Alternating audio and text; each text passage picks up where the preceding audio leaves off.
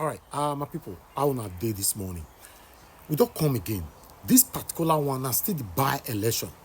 You know, when we say by-election, it means B-U-Y, by-election that just happened a couple of days ago. Now, see what happened for by-election. For those of us that are waiting for miracle to happen in 2027, I don't know what you can learn from what just happened in the by-election. How INEC satanically display their satanism. Rufai Oseni from Arise ask Felix Morka, the spokesperson for APC. All of you know a Felix Morka. Ask him, did INEC do well in the by-election? Now only that question, I Rufai ask. Only that question, a pan of answer him. A pa begin, they go like this, they go like this, they go like this. Rufai ask him again, did INEC do well in the by-election? A pa start again, a pa start again. Before we know, time just finished. My people, make we watch this one together. Nothing has changed. All right. So there's nothing to celebrate. And it is the responsibility of the state, especially the president, to midwife a process that will make this democracy dependable and, full of integrity. Thank you, Mr. Salihu. Now, talking about making the process, for the president to midwife the process, especially Mr. Morka, as the president who is an APC member is known to be a Democrat. Under his administration, the Independent National Electoral Commission has come under a lot of criticism, including in the last by-elections that took place over the weekend. I'd like your assessment of INEC's performance, especially in some areas that these electoral irregularities have been drilled down to a lack of performance by INEC under this administration. Some people have even said perhaps it's even deliberate and INEC is not as independent as it claims. What do you say about this? Mr. Salihu, I'd like you to be a bit more specific. Ahead of, you talk about this being even a test for INEC. I'll come to you after Mr. Morka speaks, but I want him to respond first and then you can respond.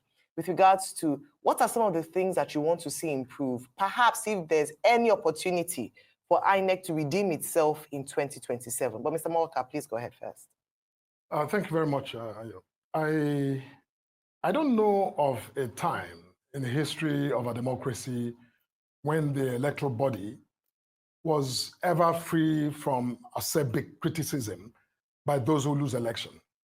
There's never been a time, really. I mean, I don't think we've had an election that I know of where everyone, ruling party and the opposition, were, I think, in agreement that the, electoral umpire had in fact discharged and acquitted itself. Typically, people who lose elections have more reason, even, the incentive to make excuses and to look for a scapegoat to blame for their loss. That's what we're saying. This is just, going by the old playbook, where you lose an election. Of the opposition, yes. Are you saying that INEC did well? INEC, I think, did, a great job. So evaluate INEC's performance. Look, for INEC conducted the election. I don't think there's a district where election was supposed to have been held where it wasn't held. INEC turned up. INEC conducted elections. INEC called the results. To give an example, in Kano, we have an issue with, a particular district where there was a lot of violence. As I said earlier, where we had to, in fact, call for cancellation. But INEC went ahead to declare that result. And right now, we are, spoiling to challenge that outcome. And that's the nature of democracy. Democracy is not about this idea of utopian, I think, process where nothing goes wrong. Things go wrong. But that system anticipates that things can go wrong and makes provisions in the law and in the procedures and in institutional availabilities for people to actually take advantage and challenge the outcome where they feel dissatisfied, like we are planning to do in Kano. And I think that any other political party where they feel dissatisfied with the process or with the outcome are free to challenge that process. And I think that's, let's not speak of democracy as this, linear, isolated, program where things are supposed to go a certain way, which is why you have the courts and you have all of the other provisions that allow people to challenge it, because the law anticipates that things may not always go wrong. For example, we talk about, thugs. Yes, we reported the activities of some of these thugs, in the Kano area, for example, and I'm sure maybe it happened elsewhere. But, INEC doesn't control the thugs. The thugs are citizens who are also free agents who may decide for whatever reason, either because people have been giving them incentives or for their own, their own free will, to intervene to create, confusion. When that happens, we can't put that on INEC. INEC to my knowledge, INEC doesn't have thugs on standby, waiting to disrupt its own elections that is conducted. So look, the point I'm making is that we must, I think, put these things in perspective, that when things go wrong, what we should celebrate is that there are facilities available for people to interrogate that process, challenge it, and upturn it if you have evidence to actually prove your point one way or the other. But we shouldn't, condemn the entire system or destroy the institution of INEC just because, we lost election. I think that's what the APC and the other opposition parties are seeking to do, to discredit an institution that, to my mind, and I think to the mind of many Nigerians, that are doing a justifiable, job that they've been charged to do. Okay, so INEC has done a justifiable job. You scored them pass mark for the last weekend. Mr. Salihu, do you agree with Mr. Morka? I think INEC, as an institution, has proved to Nigerians beyond any reasonable doubt, beyond any iota of doubt, that they are not ready. They are not ready to change from a leopard does not change, its spots.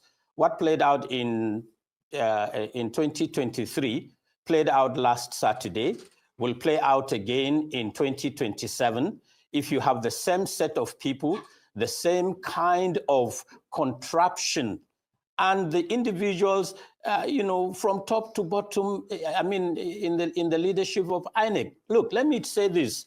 It's a bit personal, but let me share this with you. In 2016, I was privileged to contest, a by-election of a similar nature in Bauchi for the Senate, replacing, the late Ali Wakili of blessed memory. On the same day, we had an election in Daura. The results in Daura were pronounced by 11:45 p.m. My own election in Bauchi South Senatorial District took 3 days. Yes, you heard me right. 3 days to pronounce. And the reason was simple. Because the state, the establishment, INEC, had to work over a period of 3 days to cancel 83,000 votes of mine to declare an APC candidate a winner. 83,000 votes. They were mining votes from one local government to the other until they got to a number that they felt was reasonable enough to justify, their own incompetence, and so they declared the winner, the loser, as the winner. And we've seen this played out even in states where somebody that was number 3 was, part of the process that became eventually number 1. What we are saying is not about even this by-election. No, we are saying that the democratic environment that we have today is on a downward spiral, and that INEC is complicit. INEC is partly and almost entirely responsible because it is the umpire. And we always hear this kind of narrative that is so undignifying, that is so condescending, that when you lose, you can go to the courts. Which court? In which democracy? In which country? Okay. In this Nigeria of today? Okay. And it is now left for Nigerians to do a surgical analysis of what they expect to have as a free and fair election going forward. Okay. But with this contraption, I'm not convinced that we have transparency upon ourselves. No. Mr. Morka, I'm coming to you this morning. He has said his own bit, but when Ayo asked you the question, that would you say INEC performed creditably well, you skirted around the question. But you were also quick to raise the fact that the elections in Kano, where you did not do well, were shambolic. And you questioned INEC, but you said you had gone to court as regards that. So is that a consensus that INEC needs to also do better? The fact that a lot of shenanigans happened around the Kano elections, is that a consensus? Can we all just have that consensus? That's a lot more that needs to be improved on? Because you two, despite the fact that you won 12 seats, you have been a beneficiary of that INEC problem with your own political party. That's my question to you. I don't understand what you mean beneficiary of, INEC. Now, elections happen. No, I mean beneficiary in the sense that beneficiary of the undoings of INEC. Because you also had a reason to be able to complain about the election that you said your party is taking to court now as we speak in Kano.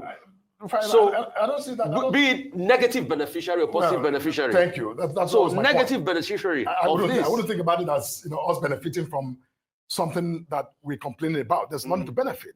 We'd rather have had an election that was free from violence, so that we can, our voters can, everyone can vote properly, and then have the. So INEC didn't do well in Kano, right? Look, did INEC do well, yes or no, in Kano? No, listen, Rufai, it's not about INEC. I said that earlier. INEC was not the perpetrator of the violence we complained about. The violence was perpetrated by, people, thugs, individuals who were mobilized by, those who mobilized them or who came on their own volition. No investigation has been done. So I'm even hesitant to, categorically but you say said INEC finally went ahead to announce the result, yes, which you felt they should not have done. So did INEC do well there? No, see. They didn't do well. No, okay. Look, take him. Rufai, see, that's not the way to look at it. I'm a Democrat and I'm a lawyer as well. When, someone who has a responsibility performs a duty and does so, improperly, or does so even by your own standards and by your own argument, without, due process, what you do is you hold your breath and challenge it. That's what you do. We complain. We put that on record. So INEC didn't do well by announcing that result despite this skirmish. INEC has no responsibility to simply do something because APC says so. They don't. No, but in your estimation, yes, did INEC do well by announcing a result for an election after you guys complained of a skirmish? INEC did their job, and it was within their... Did they do... Were you happy about it? No, Rufai, wait. If you were not happy, why did you go to court to challenge INEC Rufai, and that result? My dear friend Rufai, let me answer this. It's not complicated. It's not complicated. INEC, by law, has the duty to conduct elections, and within that duty, they have the both the discretion and the authority to make declarations as they determine. They're not there to in the process listen to APC and do what APC says, or listen to ADC and do what ADC wants. But you challenge that decision of INEC.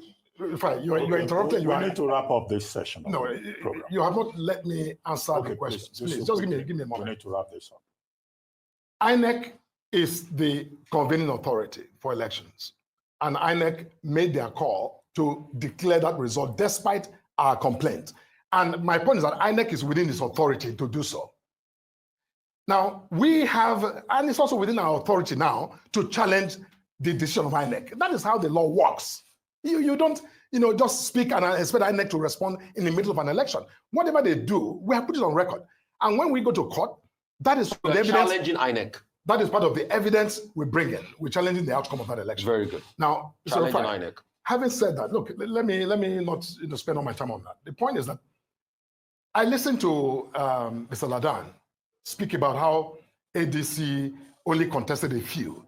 If ADC contested a few seats, that's the more reason why we expect the performance to be, more significant than the zero that they recorded. It's not an excuse. And, look, I think that we need to all just understand that voters are the controlling authority when it comes to elections. Okay. They make decisions about who wins and who loses. Okay. In this election, I think the voters spoke very loud and clear and, gave APC victory in the majority of the seats contested in the elections. Morka. And you have interference, and you have people that will just come up and change the figures. Look, we are too big as a country, as a people, educated, with the biggest population in Africa, the biggest Black nation in the world, to be stumbling and fumbling and stuttering when it comes to elections. I think it's about time we got our own acts together for the greater good of our country, for the greater good of democracy, and for the generations that will come after us to celebrate us, not to condemn us. Dr. Saliu, before we wrap up, let's hear from Mr. Felix Morka. Thank you, Doctor. Yes, APC as a party, we've had occasion to express our dissatisfaction with the conduct of elections. That's not unusual because sometimes some of the activities that happen that become the basis for such complaints are, sometimes within INEC's own responsibility. Sometimes there are things that are done by external parties that we believe undermine the, the quality of the election, and therefore we complain. But that we complain does not mean we are, altogether challenging or asking for anyone to disband INEC for, non-performance. Now, I think that INEC, under the watch of Mr. Yakubu, has been, I think, has innovated our electoral process more than any other, tenure in the history of INEC, quite frankly. A lot of what we're discussing today, all of the facilities, whether it's in the area of, digital innovation for our election system, came under the watch of this chairman. And I think that we must, again, grant them that facility of, I think, commendation, that they've done their part. Yes, not a perfect institution as, his tenure begins to wind down, but definitely it's been a tenure where we've seen new things happen that I think now give us more encouragement for the future. We can build on them, and it's work in progress. It's an unfinished business. Innovating an electoral process for a country this massive is a serious, business. And I think that we can therefore always reduce the conversation to, INEC is evil because we lose election, like we're hearing from our colleagues on the opposition side. We must, I think, grant our democracy that opportunity to flourish. My people, when I say this journey to 2027 is very, very scary. Particularly myself, I don't lose hope. Yes, I will lose hope for 2023 general election. Some of them drag me back. For this by-election we happen so. Now so it will still be for 2027. If we don't tie our bets together, now so it will still be. Everybody go enter house. Tinubu will complete 8 years. Everybody will move on. Then all of us will start to pray for Tinubu. Make it do well, rather. Because the way they go so, until INEC is addressed, we are not going anywhere. This is NAIJA Watch Media. Join us every day, 7 p.m. Nigerian time. Let's continue to talk about the things that affect you and I. Take care, guys.